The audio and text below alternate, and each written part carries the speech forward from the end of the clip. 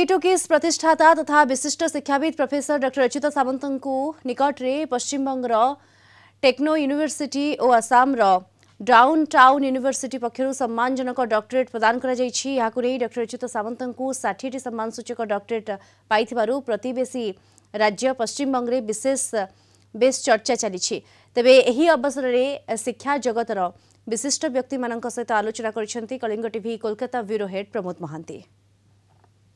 आमे जानती किट एवं किस प्रतिष्ठाता डॉक्टर अच्युत सामंत यह मध्य ऑनरारी 60 डॉक्टरेट पाई 6 फेलोशिप पाई एवं यही प्रसंग को नहीं विश्वर विभिन्न स्तर में चर्चा हुए एवं पश्चिमबंग में ओडिया भाषाभाषी बुद्धिजीवी माने डॉक्टर सामंत को कृतज्ञता जनाइछन्ति एवं यह एक देशपाई गर्व और गौरवर प्रसंग बोली प्रत्येक मत प्रकाश करछन्ति। आम निकट में उपस्थित अच्छी गवेषिका प्रशासक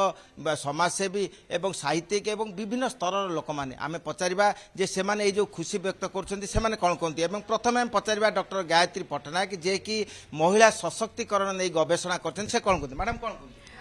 प्रथम तो डॉक्टर सामंत को बहुत बहुत अशेष अशेष धन्यवाद एवं तांको बहुत अभिनंदन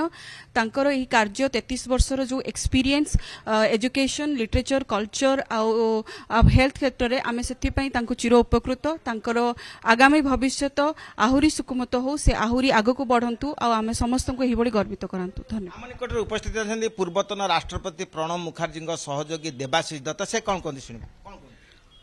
এটা আমার কাছে একজন প্রতিবেশী রাজ্যের অধিবাসী হিসাবে আমার এত গর্ব অনুভব হচ্ছে যে আমার পাশের প্রতিবেশী রাজ্যের একজন শিক্ষার আলোক প্রচারে এসে বহু সংখ্যক লোকের জীবনকে আমূল বদলে দিয়েছে। শুধু তাই নয় এবং ভারতবর্ষের শিক্ষা জগতের এক নতুন দিগন্ত সর্বতোভাবে উনি প্রসার এবং প্রচার এর জন্য তার অবদান অনস্বীকার্য। प्रकृत कथा आज आम समस्ते गर्वित एवं समस्ते उल्लासित जे उत्कल मार एभली गोटे बरपुत्र आज विस्तीर्ण हृदय नहीं प्रगाढ़ आत्मविश्वास नहीं समाज को जो नूतन दिगदर्शन देइचंती प्रत्येक लोकंक मनरे जो आलोड़न सृष्टि करिचंती 60 डॉक्टरेट पाइचंती ता आम प्रत्येक ओडिया गर्व एवं गौरवर विषय। सारा देश रे आम भारत रे एई भलिया व्यक्तित्व बोध नाहंती एई भलिया माने लाभ करितिबा भूषित होइतिबा व्यक्तित्व नाहंती से आम राज्य को विश्व दरबार रे पहुंचाई पारिचंती। आम राज्य रे एई भली जने व्यक्तित्व आगरु नथिले एबे भी नाहंती। सबुठु बड़ व्यापार हैला जे विश्व रे एई भली व्यक्तित्व कई जन नाहंती जे कि ट्राइबल सेक्शन रहिछि तार ताकू जो जो जगह रे पहुंचाई बर्तमान ओलंपिक हो हॉकी हो जो प्लेयर माने किट्रु किस्रु जाइचंती तेणु तांकू मु तो आशा करूची 60 टा कहीं एबे भी तांकर यथेष्ट बयस अच्छी यथेष्ट कर्म कर माने काम करिवार तांकर दक्षता रही शक्ति रही सामर्थ्य रही से निश्चित ये 60 नुहे 600 पारेबे मु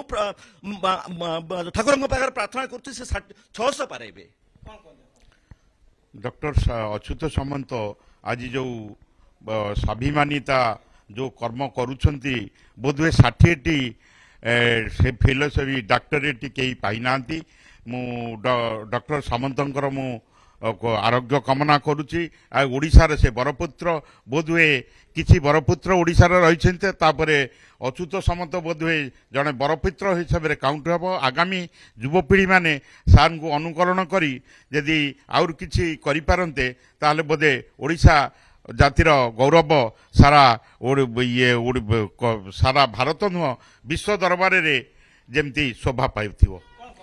देखो अच्युत सामंत ना कहले इटसेल्फ गोटे ब्रांड मीडिया भाषा में गोटे ब्रांड बोली कहूँ। आगु आम जानूँ ओडिशा पाठ पढ़ाई सब आम बाहर को जाऊँ बट अच्युत सामंत जो चेष्टा प्रचेष्टा होगा पर सेटा रिवर्स हो जाइए सारा विश्व बर्तमान स्टूडेंट आसुच्चंती ओडिशा को। ओडिशा गोटे एजुकेशनल हब होकर रही देख बहुत खुशी लगे कहीं आम बाहर को जाइलु पाठ पढ़ा बट एवं देखुँ ओडिशा को से बहुत बहुत धन्यवाद प्रचेष्टा दीर्घायु कामना करम से गोटे गर्वर विषय। आमे सुनिले जे प्रत्येक वक्तव्य थिला जे डॉक्टर अच्युत सामंत शिक्षा को जो भाव नवदिगंत देइछन्ती एवं ओडिशा भली राज्य रे शिक्षा को जेपरि जो भाव से प्रतिपादन करछन्ती एवं विश्व वर्तमान भुवनेश्वर मुख्य होइछि एवं यही जो सम्मान पाइछन्ती ये सम्मान तांकर नुहे समस्तंकर बोली से मध्य घोषणा करछन्ती तेणु यही क्षेत्र में प्रतिवेशी राज्यर ओडिया भाषाभाषी माने तांको कृतज्ञता ज्ञापन करती। कोलकाता वीडियो जर्नालिस्ट समर जिसान प्रमोद महांती कलिंग टीवी।